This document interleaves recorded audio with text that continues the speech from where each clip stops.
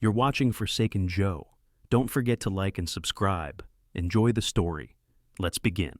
I knew something was wrong the moment I saw Thomas's office door cracked open. I should have kept walking. I should have turned around, gone home, poured a drink, and let it go. But I didn't. I stood there, frozen in the hallway like an idiot, listening. Inside, Thomas's voice was unmistakable, smug, self-satisfied, the kind of tone a man uses when he thinks no one's listening. "Emily's a goddamn gold mine," he chuckled. "She's got David wrapped around her finger and doesn't even feel bad about it. She gets me, his money, and a way out once we're done bleeding him dry." My ears rang. My breath caught in my throat. Thomas laughed again. "He's clueless. Still thinks they're working on their marriage while she's helping me move his investments. The poor bastard doesn't even know he's going to be penniless by the end of the month." Something inside me snapped. I opened the door. Not fast, not slow. Just enough to stop his laughter mid-sentence. He looked up, startled, then grinned like a man who just got caught cheating at poker and thought he could still bluff his way out of it. "David," he said, standing up. "Didn't hear you come in." I lifted my hand. The weight of the gun made my arm tremble slightly. "Sit back down." His smile dropped. "Repeat what you just said," I told him. My voice was flat, empty. "David," he started, holding his hands out. "Let's not—" "Say it." I clicked off the safety. His lips twitched. "It was just a joke." "No, it wasn't. Say it." That's when Emily burst through the door behind me, her heels clicking against the tile, her breath ragged like she'd run the whole way up. "David, what the hell are you doing?" she shrieked, rushing between me and Thomas. I didn't move, just looked at her. "How long?" I asked. She blinked. "What?" I didn't even realize I was shaking until I felt the sweat dripping down my temple. "How long have you been sleeping with him?" She scoffed. "Are you serious right now?" "Yes," I said.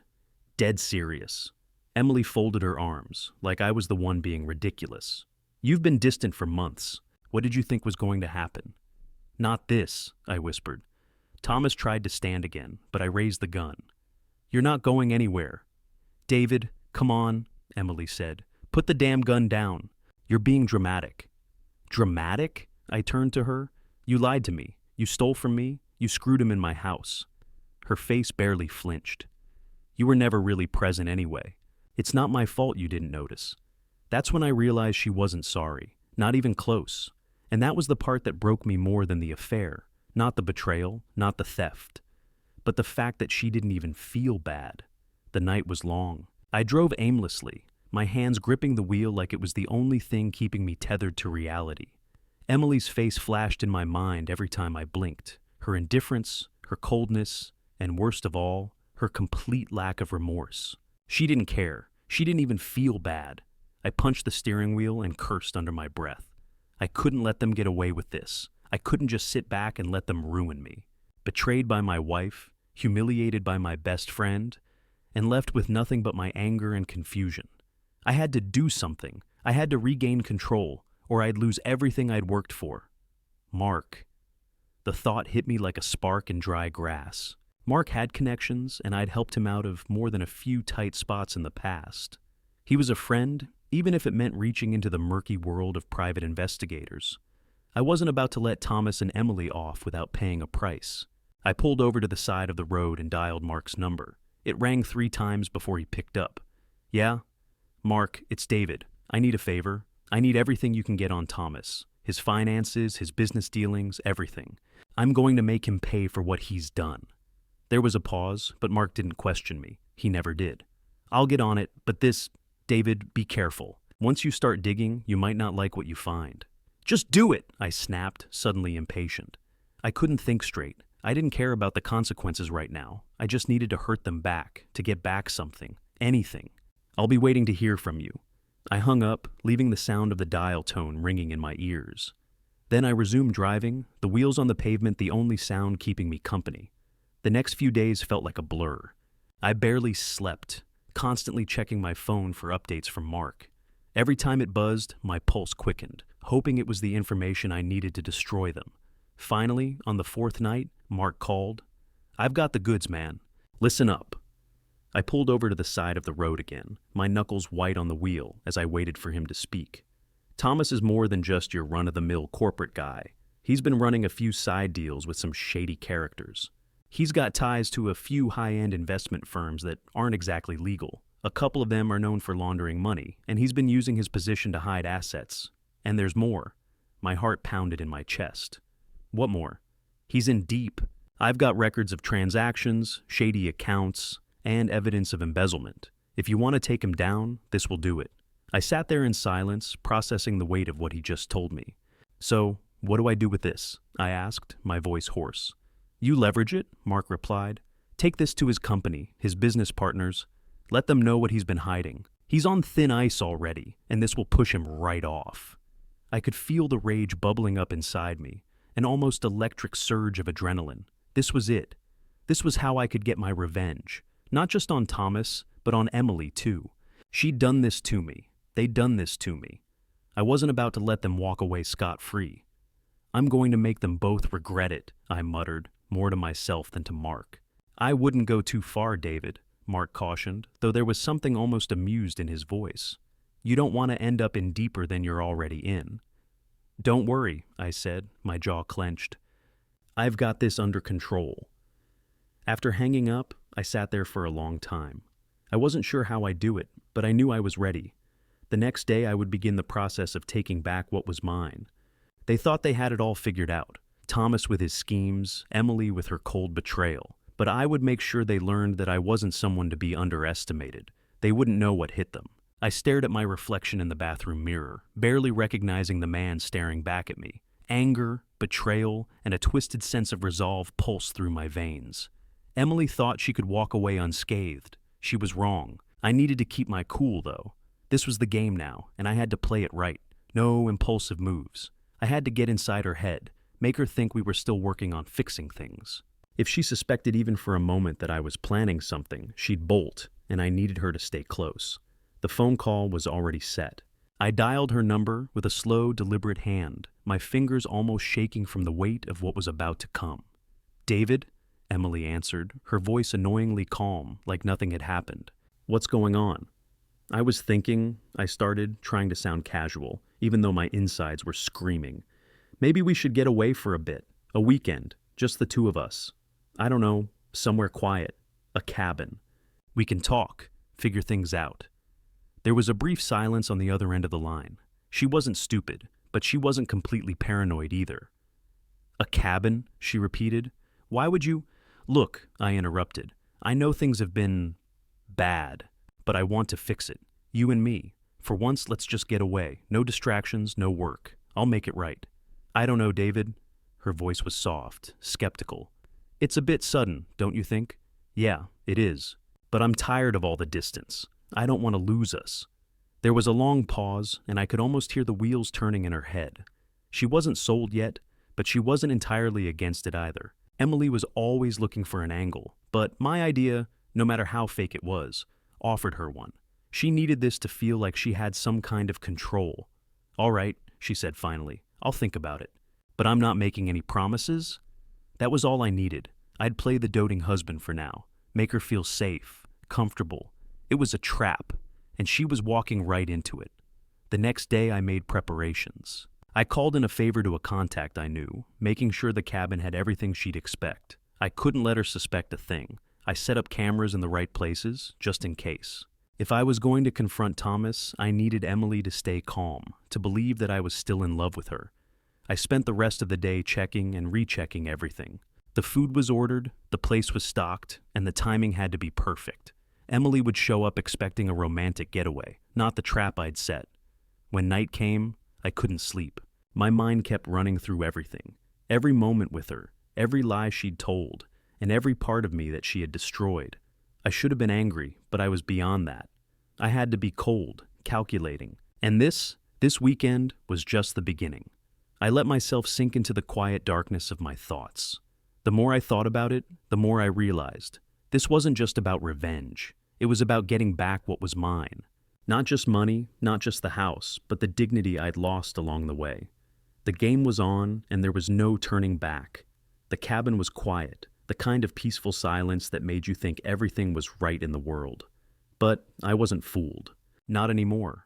Emily walked around with her usual bright smile, oblivious to the storm I was about to unleash.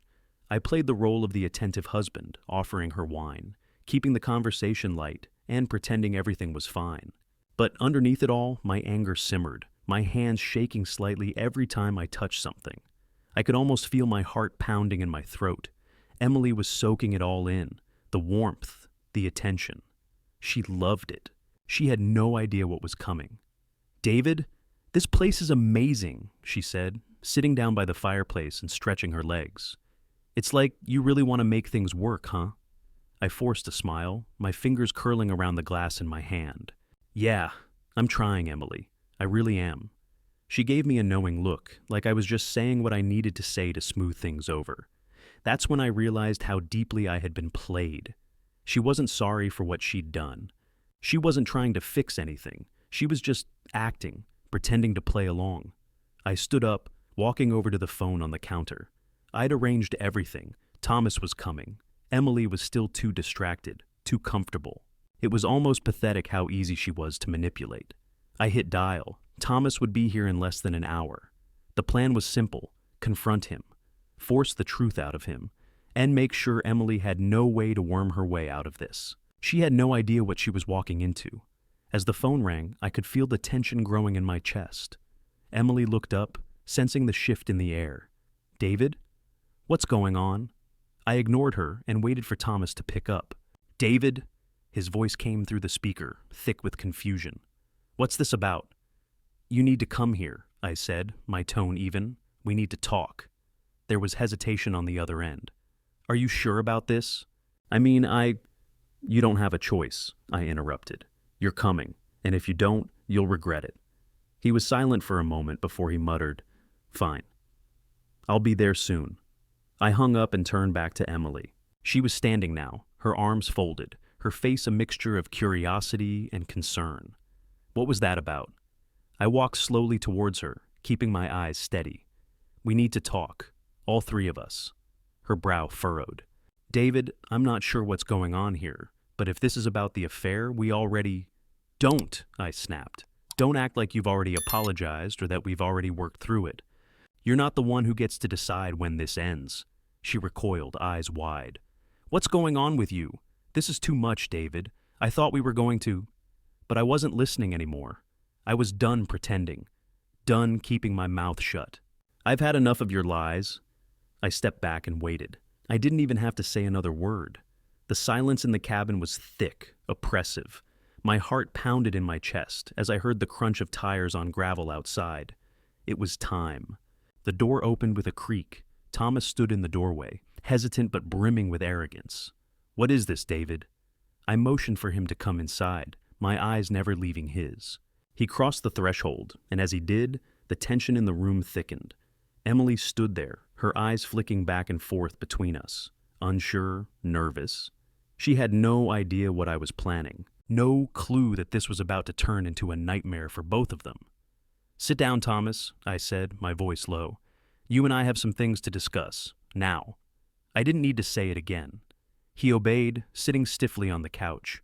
Emily stayed standing, her arms still folded, a mix of disbelief and annoyance on her face.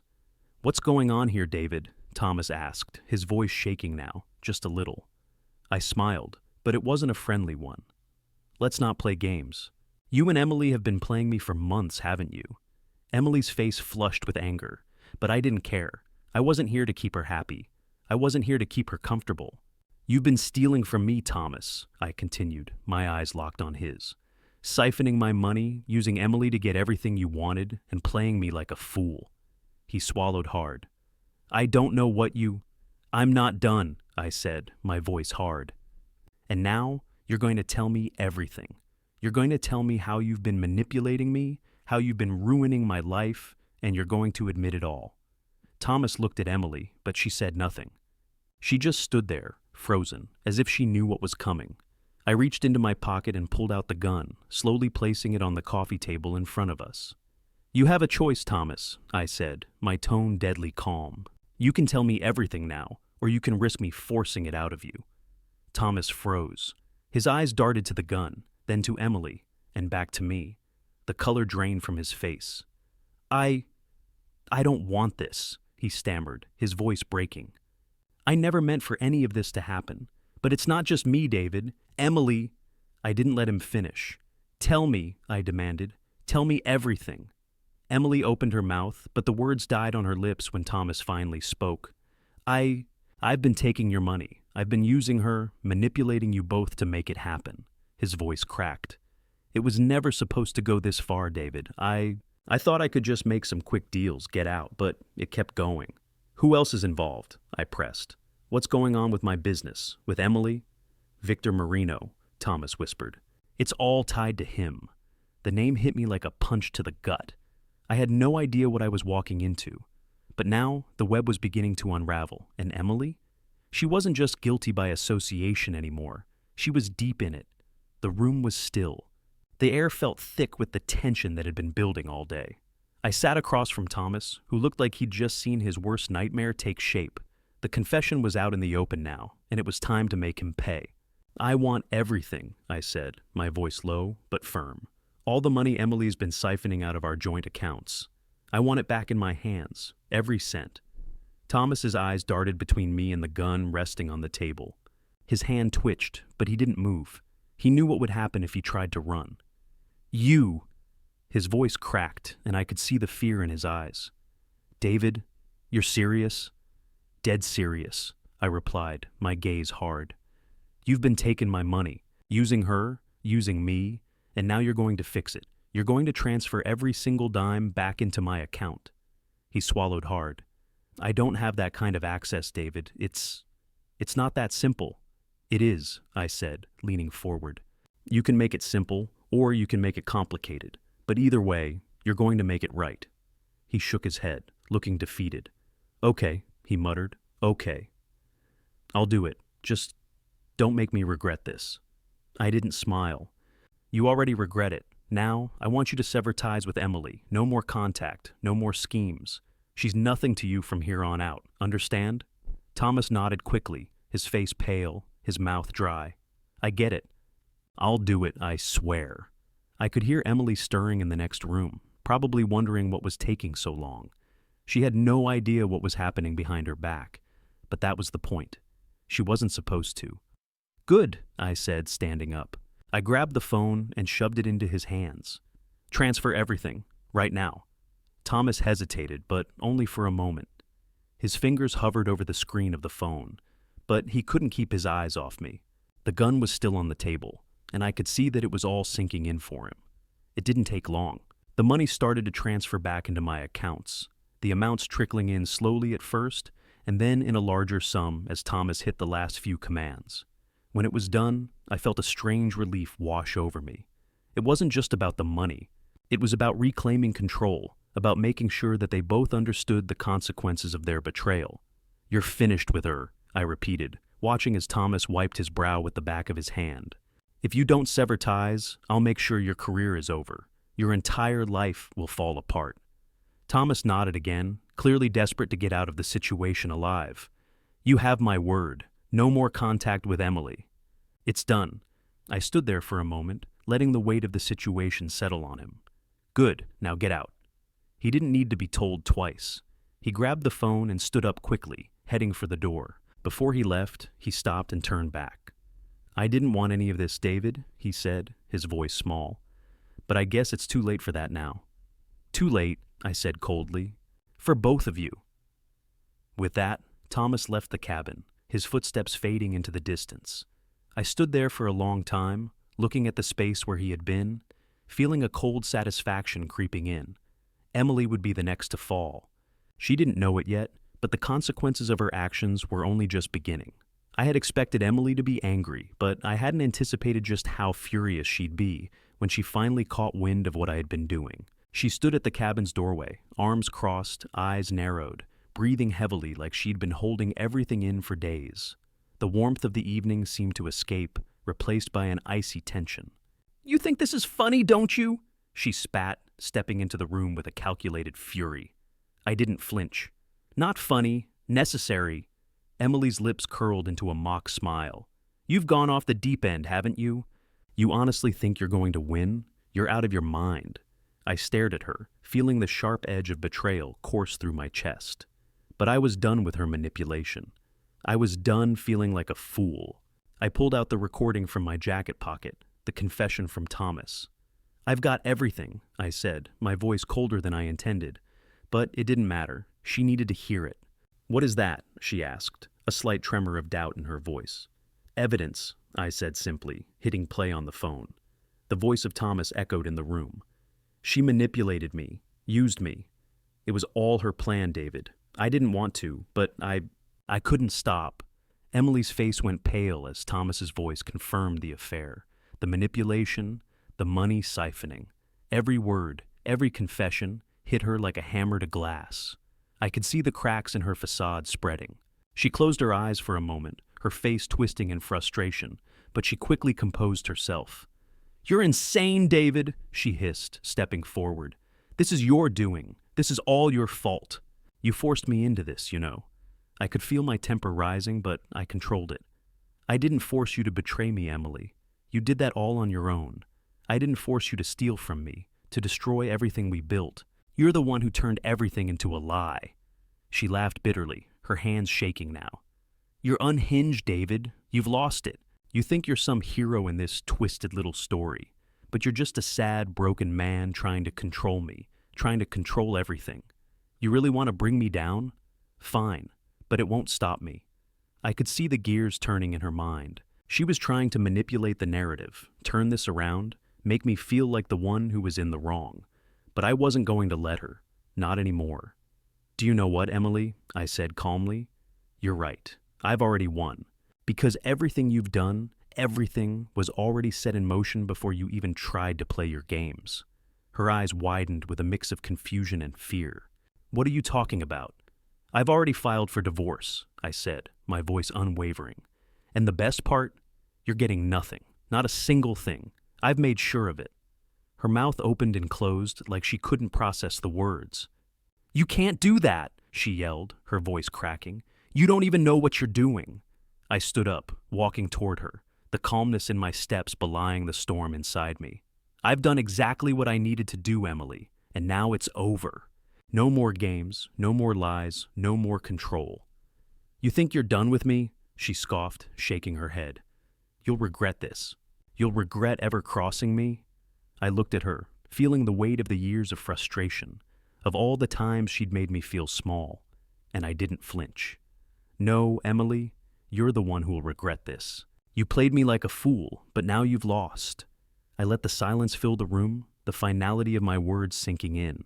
Her mask was slipping, and for the first time, she realized she didn't have any more power over me. She tried to hold on to it, tried to make herself seem like the victim, but it was over. "Get out," I said quietly, turning away from her. She stared at me for a moment, eyes burning with anger and disbelief. Then, without another word, she stormed out of the cabin, her footsteps fading into the distance. I didn't chase her. I didn't need to. She was gone, and so was the last shred of her control over me. As the door clicked shut behind her, I took a deep breath, feeling the weight lift off my shoulders. It was over. The morning after everything had unfolded, I stood in front of the mirror, taking a long look at the man staring back at me. A man who had been lied to, used, and betrayed. A man who had been broken down and almost ruined, but had somehow found the strength to rebuild and reclaim what was his. Now, it was time to put the final pieces into place. I grabbed my briefcase, slinging it over my shoulder, and walked out of the house with purpose. It was time to head to the company that Thomas had thought would protect him. But with the evidence I had, there was no protecting him anymore. I arrived at the office, walking past the reception with a sense of quiet power. No one dared question me anymore, not after everything that had happened. I was different now, calm, calculated, and in control. Inside the boardroom, the members of the company were already gathered, sitting in their polished chairs around the sleek table. They looked up when I entered, their expressions mixed with curiosity and concern. I'd seen their faces before, when I was just another pawn in their game. But today, I wasn't just a pawn. I was their reckoning. "David," the CEO greeted me, his voice strained with a forced smile. "What brings you here today?" "I'm here to ensure that we deal with the situation at hand," I replied, sliding a stack of papers across the table. "You have a problem, a big one, and I've got the solution." The room grew tense as I watched the board members flip through the documents. It didn't take long for the realization to sink in. You have proof? One of them finally asked, her voice trembling. Proof of Thomas's embezzlement, I said coolly. Proof of his affair with Emily. Proof that he's been using the company and its resources for his own personal gain. Proof that he's been manipulating all of you. The silence was palpable. I knew what they were thinking. They thought they could hide from the truth. They thought they could sweep everything under the rug. But I wasn't going to let that happen. I leaned forward, my gaze never leaving the board members. I've been keeping tabs. I've got it all. Bank records, emails, phone calls. Every dirty little secret that Thomas thought was safe is right here, ready to be exposed. And I'm giving you the chance to do the right thing before I do. The CEO cleared his throat, glancing nervously at the others. What do you want from us? Thomas, I said, my voice low. You'll terminate him immediately. You'll strip him of everything, his reputation, his career. And once he's gone, I'll make sure that all of this, everything, becomes public knowledge. You can make sure it's on your terms, or I can do it for you. Your choice. They glanced at each other, unsure of how to proceed. I could see the fear creeping into their faces. They knew I wasn't bluffing. I wasn't here to negotiate. I was here to destroy. The CEO finally nodded, his voice barely a whisper. We'll take care of it. Good, I said, standing up. And just so you know, Thomas isn't the only one who's going down. You'll make sure his involvement with Emily is just as public, right? The CEO swallowed. Of course. Good, I repeated, heading for the door. And make sure it happens fast. I want him out today. I'm not in the mood to wait. As I left the boardroom, I felt a strange sense of satisfaction. It was over. Thomas had no more power. Emily had no more control, and I was finally free. The board members would do the right thing, but I didn't need to wait around to watch. I'd already won. With Thomas's career in ruins and his embezzlement exposed, I had taken back what was mine. And for the first time in months, I felt like I could breathe again. I walked out of the building with a sense of quiet confidence. The weight had been lifted, but it wasn't just about the company or the money. It was about something far more important. I was in control again, and no one, especially not Emily, was ever going to take that from me again. I arrived home, expecting the house to be quiet, but the sight that greeted me in the front yard made my stomach drop. There, in the early morning light, were Emily's things, packed, piled neatly on the doorstep, as if she had been planning this for a while. Her clothes, her shoes, the few personal items she hadn't taken with her when I confronted her. Everything was there, as if she'd made up her mind. She was done. But what really caught my attention was the way everything was arranged. Neatly folded, as if she thought this was just a quick stop before moving on with her life. I couldn't shake the feeling that she was trying to control how this moment would unfold. I stepped out of the car, my hands in my pockets, watching as Emily walked out of the house, her expression a mix of defiance and exhaustion. Her eyes locked onto mine for a moment, as if expecting something, pleading maybe. But I was done giving her anything. So, this is it? I asked, my voice calm. Too calm, maybe. But I didn't feel any panic anymore. I felt free. You're really going to do this? She shot back, her tone sharp, defensive. After everything, you can't just walk away from this. You'll regret it. Regret it? I repeated, almost incredulously. What, you mean letting you manipulate me, using me for everything I had? I'm done, Emily. You have no hold over me anymore. She stepped forward, closer now, her face flushed with anger. You're just going to throw everything away? Everything we had? All the work we put in? I shook my head, my gaze steady. Everything you had. It was never real. It was a lie. And I'm done paying for it. Her eyes narrowed. You think you're some hero in this? You think you can just cast me aside because you've got a little power? You think you've won? The arrogance in her voice was as infuriating as it was familiar. She was trying to keep her grip on me, to make me feel like the one in the wrong. But I wasn't falling for it anymore. I knew the game she played, and I wasn't playing anymore.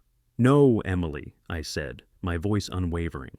You're the one who lost. This whole time, you thought you were in control. But you're not. You never were. Her face twisted in anger as she took a step toward me. You're wrong. You've ruined everything. You think you can just take everything from me? You'll be sorry for this. I didn't flinch. I couldn't afford to. No, you'll be sorry. This is where it ends for you, Emily. You're getting nothing, not a thing from the divorce. You thought you could strip me of everything, but I'm walking away with my dignity intact. I've already made sure of that. Her face went pale as she processed my words. It hit her, finally. She had no power anymore. David, she whispered, almost pleading, but there was nothing left in me to respond to her. Please, don't do this. I took a deep breath, standing my ground. You've made your choices. Now, I'm making mine. For a moment, she stood there, looking at me like she was waiting for me to take it all back. But I couldn't. I wouldn't. I was done playing her game. Goodbye, Emily, I said, turning toward the door. I could hear her behind me, the anger in her voice rising as she tried to keep some grip on the situation. You're making a mistake, David. You'll regret this. You'll be begging me to come back. I didn't respond. I didn't need to. I stepped inside, locking the door behind me, the sound of her furious footsteps fading into the distance. It was over. I walked to the window, pulling back the curtains just enough to see her car pulling away. As I stood there, watching her drive off, something shifted inside me. I had no more guilt, no more hesitation. The weight that had been crushing me for months had disappeared. Emily was gone, and I was finally free. The phone call came just as I was about to sit down for a drink, the weight of the past few weeks finally starting to hit me. I'd spent days watching Thomas crumble, relishing in his fear, while also planning the final steps. But now, I was being pulled into something far darker than I'd imagined. It was Thomas, his voice frantic, shaking as if he was standing on the edge of a cliff. David, he said, his breath heavy. I need to talk to you, now. What's going on? I replied, my own calmness masking the tension that was growing inside me. I already knew something was off. I've gotten into something I can't get out of. It's bigger than we thought. You've got to meet me. Victor Marino, The name hit me like a blow to the chest. Victor Marino wasn't just any criminal. He was the kind of man whose name you didn't say unless you wanted trouble. Big trouble. I didn't wait for him to finish. Where? I asked sharply, already standing and grabbing my jacket. Meet me at the old motel by the highway. Just don't bring anyone. You won't believe what's going on. I hung up without another word, already heading for the door. I'd known Emily's affair with Thomas was bad, but this was something else entirely. Money laundering, criminal ties. And now, it seemed, I was stuck in the middle of it. The drive to the motel felt endless, the streets outside blurry in my peripheral vision. The weight of everything, my broken marriage, my career, Thomas's betrayal, all seemed to press down on me as I pushed the gas pedal harder. My hands tightened on the wheel, a mix of anger and fear curling in my gut. When I arrived, the parking lot was empty, save for a few cars parked in the shadows. The motel was run down, the neon sign flickering above the entrance, casting an eerie glow. I stepped out of the car, my instincts on high alert. Thomas was waiting by the door, his eyes darting nervously around the lot. When he saw me, he straightened, but there was no denying the fear in his expression. You made it, he said, his voice hoarse. You need to hear this, David. You've got to understand. I didn't have a choice. I stepped closer, my gaze locked on his. What's going on, Thomas? You've dragged me into something I never asked for. This isn't just about money, is it? This is about criminal connections, right? He nodded, his face pale. I didn't know it would get this bad. Victor Marino, he's been using us to launder money, and now it's all coming back to us. He knows everything. About me, about you, about Emily. And he's not happy.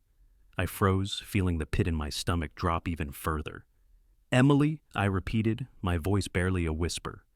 You mean she's still involved with Marino? Thomas's eyes flickered to the side, unable to meet mine. That was all I needed to know. Tell me everything, Thomas. Now, what did you and Emily do? Before he could answer, a car pulled into the lot, the engine purring loudly in the otherwise silent space. The headlights swept across us, and I knew immediately that it wasn't just a coincidence. Victor Marino stepped out of the car, his presence like a shadow falling over the parking lot. He was tall, broad, and his face was a mask of cold indifference. Behind him, two men stood motionless, watching me with an intensity that made my skin crawl. David, Marino said, his voice low and gravelly. I've been hearing some things about you, things that make me think you've been sticking your nose in places it doesn't belong. My heart was racing now, adrenaline surging through me. I forced myself to stay calm. This wasn't just about the money anymore. This was about survival. "You're in a lot deeper than you realize, Marino," I said, my voice steady despite the tension. "And I don't think you're going to like what happens next." Marino's eyes flickered with amusement. "Oh, I think I'm going to enjoy this, David. You've got nothing left to play with. You're caught up in something much bigger than you, something you can't escape. And your little friend here," he motioned to Thomas, "he's been playing both sides." Thomas's face was contorted with guilt, but he said nothing. "You've both been involved in money laundering, in crimes that go far beyond your little affair." "You think I don't know?" I said, stepping closer. "I've got all the evidence, all of it, and you know what that means? It means I'm done playing your games, Emily's games." Marino's men shifted slightly, but Marino raised a hand, signaling for them to stay back. "You're in way over your head, David. The best thing you can do is walk away. Otherwise, you'll regret it." I took a deep breath, trying to steady myself. There was no turning back now. "I'm done running. You're not going to get away with this. I'm taking you down. Both of you."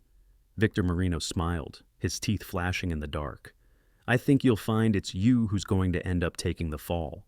We've got people everywhere, David. Your reputation, your life. It's all about to fall apart. I wasn't backing down. Try me. I knew this wouldn't be easy, but I was done being controlled, done being manipulated. No one was going to dictate my life anymore. Not Emily, not Thomas, and certainly not Marino."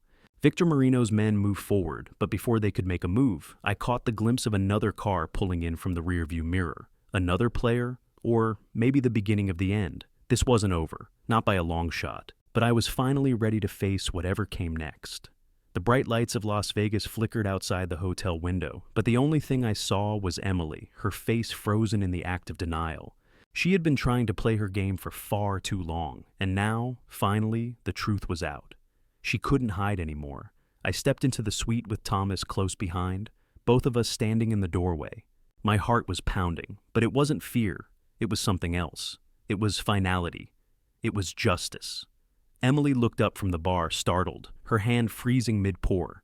"David," she said, her voice shaky but trying to stay cool. "What are you doing here? How did you—" "I know everything, Emily," I cut her off, walking into the room without hesitation. "Everything. The affair, the manipulation, the money laundering. Your involvement with Marino." Her eyes widened, and for the first time, I saw panic. She tried to cover it, but it was there, buried beneath the layers of her arrogance and control. She put the bottle down slowly, trying to regain composure. "David, you're wrong. You don't understand." "I understand perfectly," I said, my voice cold. "I've seen the files. I've heard the truth.